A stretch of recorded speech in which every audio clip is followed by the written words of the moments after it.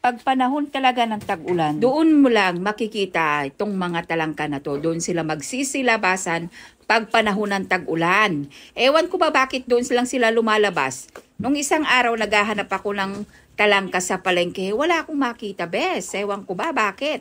Kaya nung umuwi ako, saktong-sakto, mayroong talangka. Binigay daw nung anak kong isa. Binili daw nung asawa niya to. Kaya ang ginawa ko, dali-dali akong kumuha ng kawali, hinugasan ko to, tapos ipakukulong ko muna ito sa tubig para mamatay yung mga impurities o mga bakterya. Pagkatapos alisin mo yung tubig at lalagyan natin to ng mantika at maraming garlic.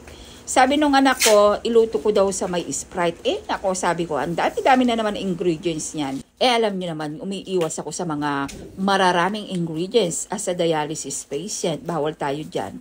Kaya okay na tong garlic lang, saka mantikang konti, asin ng konti. Saka mo lang siya ipiprito na parang ganyan. Ay nako bes, kahit na ganyan yung luto na yan, ay napakasarap nito at napakataba. Tignan mo naman, bes, magbubukas ako ng isa. Di ba? Napakataba nung aligi niya. Tignan mo naman, sulit na sulit. Ay nako, kung bibili ako ng alimasag, saka ito ang pipiliin ko dahil nga talagang mataba yung aligi niya. Lalo na pag babaeng talangka, ay talagang mataba ang aligi niya. Nga pala mga bes, ito ang aming ulam for dinner. Paksiw, tapos yung maling, tapos yung talangka nga. So paano ba yan mga bes? Kain muna kami. Siya nga pala mga bes, nung isang araw binigyan kami ng rimas. Kung hindi ka pamilyar sa rimas, ito ay kilala sa English na breadfruit. Kaya ang ginawa ko, dali-dali kong binalatan at ginawa ko na lang siyang breadfruit Q. Ay nako bes, first time ko palang makatikim ng ganito pero talagang nasarapan ako. As in, masarap pala ito. Pero bibihira lang yung mga magtindang ganito at bibihira lang dito sa San Fabian.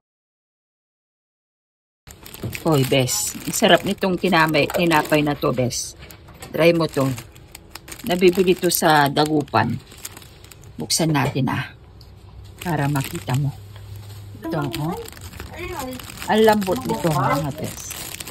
Sobrang soft. Soft na. Sarap. Thank you for the food, Jaron.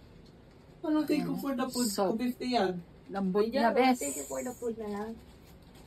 Sarap.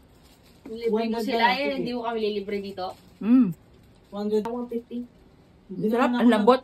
Kasi wala siyang palaman. Pero malasa na yung bread niya, bes. Ang sarap.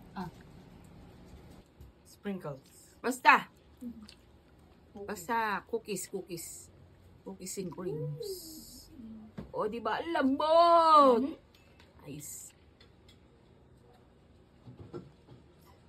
Tamis.